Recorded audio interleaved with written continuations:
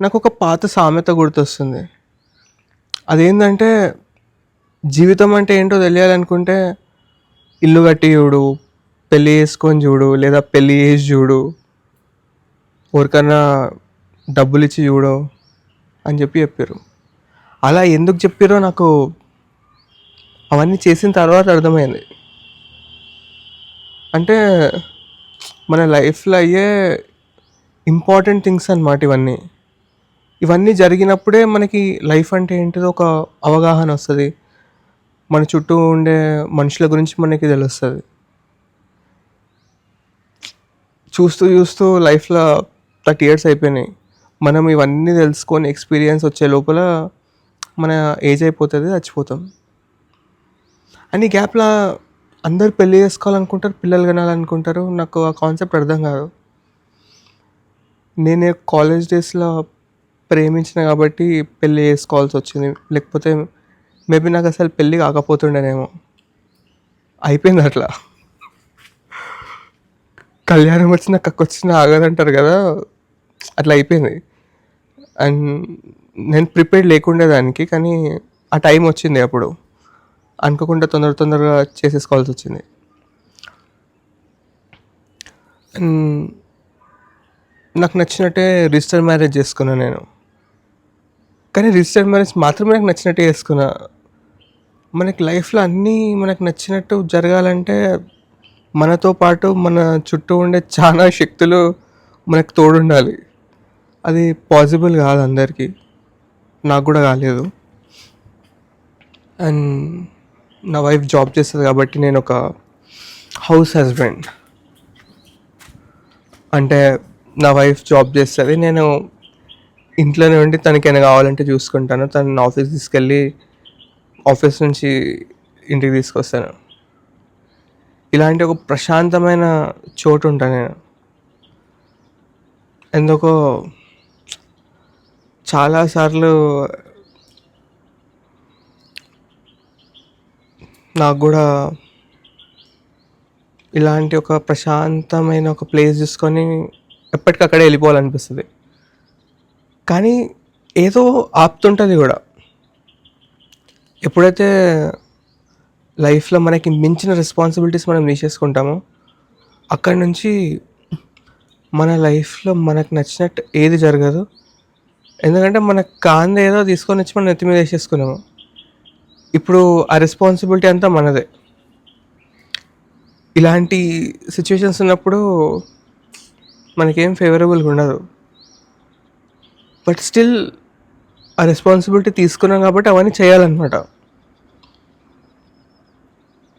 కొన్నిసార్లు మనకి ఏదైతే లైఫ్లో ఎక్కువ ఎక్సైట్ చేసి ఉంటుందో దానిపైన ఇప్పుడు ఇంట్రెస్ట్ ఉండదు. నాకు ఇప్పుడు ఏదైతే నాకు ఎక్కువ చాలా అంటే చాలా ఇష్టం ఉంటుండేనో దేనిపైన నాకు ఇప్పుడు ఇంట్రెస్ట్ లేదు అసలు. కొన్నిసార్లు ఎందుకు ఉంటున్నాము, ఎందుకు లైఫ్ అనిపిస్తుంది. అంటే ఎండ్ ఆఫ్ ద డే ఒక మనిషి చనిపోతాడని తెలిసిన తర్వాత ఎందుకు చేస్తాడు ఇవన్నీ అని చెప్పి ఒక కైండ్ ఆఫ్ డౌట్ అనమాట. కానీ ఎట్లనో అట్లా ఈ భూమి మీదకి వచ్చేసినందుకు చేయాలి కదా, ఏదో ఒకటి చేయాలి. నేను అట్లా ఆలోచిస్తున్నా ఏం చేయొచ్చు అని. నాకెందుకో ఏం చేయాలనిపిస్తలేదు. ఊరికే ఎట్లనే ఉండి ఏదో చిన్న పని చేసుకుంటా, తినే అన్ని డబ్బులు వస్తే చాలు కదా, తింటాము, అలాగే రోజు గడిచిపోతుంటుంది, కొన్ని రోజుల తర్వాత చచ్చిపోతాము అని. కానీ లైఫ్ అట్లనే స్మూత్గా ఇట్లా ఉండదు. ఏమంటారు, మిసిజీలో చూపించినట్టు ఇట్లా పైకి కిందికి ఉంటుంది. హెల్త్ ఇష్యూస్ వస్తాయి, వాటికి డబ్బులు కావాల్సి వస్తుంది, ఎక్కడికైనా బయటికి పోవాలనిపిస్తుంది. ఎప్పుడన్నా రోజు ఒకపోయినా ఏదో ఒక రోజు ఏదో మంచి ప్లేస్కి పోయి తినాలనిపించింది అనుకో, అది కాస్ట్లీ అవుతుంది. వాటన్నిటికీ డబ్బులు కావాలి కాబట్టి లైఫ్లో మనీ ఇంపార్టెంట్. అండ్ అందరి దగ్గర అది ఉండదు, కానీ అందరు సంపాదించుకోవచ్చు. నాకెందుకో వీటన్నిటిపైన ఇంట్రెస్ట్ పోతుంది. కొన్నిసార్లు కావాలనిపిస్తుంది, కొన్నిసార్లు వద్దనిపిస్తుంది, కొన్నిసార్లు ఏం లేకపోయినా ఉండొచ్చు అనిపిస్తుంది, కొన్నిసార్లు కేపబుల్ ఎనఫ్ కదా, వై నాట్ అనిపిస్తుంది. ఇలా కన్‌ఫ్యూజన్‌లోనే లైఫ్ ఎళ్ళిపోతుంది. ఏం జేయాలనిపిస్తలేదు. లేస్తున్నా, తింటున్నా, పంటున్నా, ఏదో పని జేస్తున్నా, repeat. Kind of saint life నచ్చుతది కొన్నిసార్లు.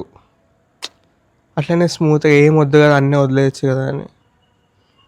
మళ్ళీ అనిపిస్తది మనం చేయగలుగుతాం గదా! ఎందుకు చేయొచ్చు గదా! అని. కానీ కొన్నిసార్లు మనం జూస్తాం గదా! వాళ్ళ దగ్గర ఏముండదు. కానీ వాడొక ఐఫోన్ కొనుక్కుంటాడు ఎట్లనైనా. వాళ్ళ దగ్గర చక్కగా తిననీకి తిండి గూడా ఉండదు. కానీ ఆళ్ళెళ్ళి ఒక బండి కొనుక్కుంటారు.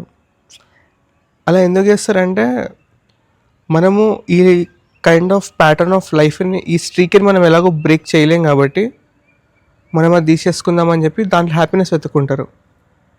అది తప్పా అంటే తప్పే అని గూడా గాదు. కరెక్ట్ అని గూడా గాదు. వాళ్ళ లైఫ్‌లో వాళ్ళు కైండ్ ఆఫ్ హ్యాపీనెస్‌ని చూజ్ చేసుకున్నారు అంతే. నాకు గూడా కొన్నిసార్లు అరే! ఇది మనకు అవసరం లేదనిపిస్తది. కొన్నిసార్లు ఎలాగో ఇది ఇలాంటి కొన్ని చేయలేం గదా! చేసేస్తే అయిపోతది గదా! అనిపిస్తది. అది రైట్, రాంగ్ అట్లేం లేదు. చేయాలనిపించింది ఆ మూమెంట్‌కి చేసేస్తే అయిపోతది గదా! ఎలాగో తర్వాత మనము చేయగలుగుతామో లేదో. ఇప్పుడు ఆపర్చునిటీ ఉంది. అప్పు చేసో లేకపోతే మనకి పాసిబుల్ అయిందనో ఆ టైంకి చేసేస్తాము. అలా నేను ఏవైతే కొన్ని చేసినో అవి నా లైఫ్‌లో ఒక మంచి మెమోరీస్‌గా మిగిలిపోయినాయన్నమాట.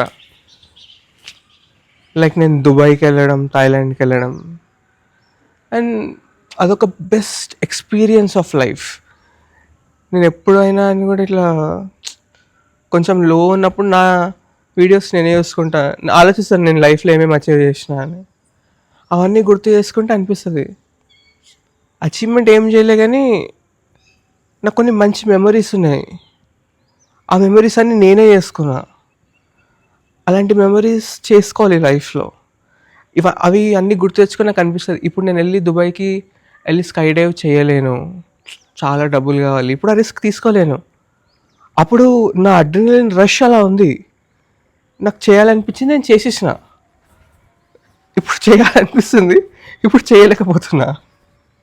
అట్లా దానికి ఏమంటారో తెలీదు.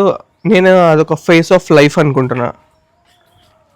అది టైమ్ టు టైమ్ చేంజ్ అవుతూ ఉంటది. అందరికీ ఏజ్‌తోనే అలాంటి ఒక ఫేజ్ వస్తదని కాదు. నేనేమనుకుంటున్నా అంటే ఆహ్, ఏమంటారు ఏజ్‌తోనే కాదు గానీ ఎక్స్‌పీరియన్సెస్ వల్ల అలాంటి ఒక ఫేస్ చేంజ్ అవుతూ ఉంటది. అండ్ నా లైఫ్‌లో ఈ ఫేస్ నాకు నచ్చట్లేదని కాదు, నచ్చుతుందని కాదు, బావుందని కాదు, బాలేదని కాదు. ఉంది.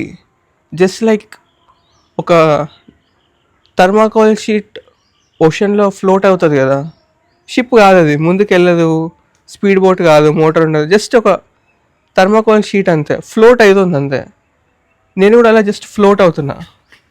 సో, దానికి ఒక మోటార్ కావాలి. కొంచెం ప్రెషర్ కావాలి. ఇంకొంచెం పవర్ కావాలి. అది బోట్ అయ్యి ముందుకెళ్ళడానికి. టైం పడుతది. ఎంత అంటే ఎవరికి తెలీదు. నాకు కూడా తెలీదు. అలా కైండ్ ఆఫ్ స్మూతీగా ఉంది లైఫ్. చాలామందిని చూస్తే అనిపిస్తుంది. అరే! వీళ్ళు అట్లీస్ట్ ఒక రోజుకో పూట తినలేకపోతున్నారు. పైసలున్నా లేకపోయినా అట్లీస్ట్ క్రెడిట్ కార్డ్‌తోనైనా ఎళ్లి ఒక మంచి రెస్టారెంట్‌లో నచ్చిన ఫుడ్ తినగలుగుతున్నాం కదా! Still you know great. అంటే ఎఫర్ట్ చేయగలుగుతున్నాం చాలా.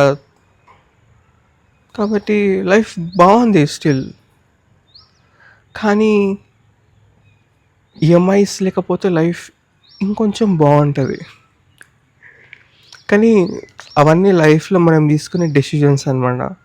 మనం తీసుకునే డెసిషన్సే మన లైఫ్‌ని డిసైడ్ చేస్తాయి. రెస్పాన్సిబిలిటీస్ గూడా.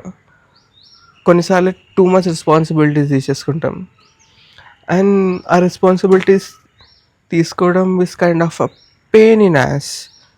కానీ that's what again who you are. ఆ రెస్పాన్సిబిలిటీసే నీకు హ్యాపీనెస్ ఇస్తాయి కొన్నిసార్లు.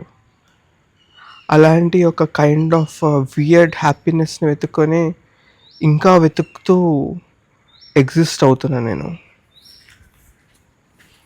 ఇట్లు మీ వివేక్ జైత్వాలా.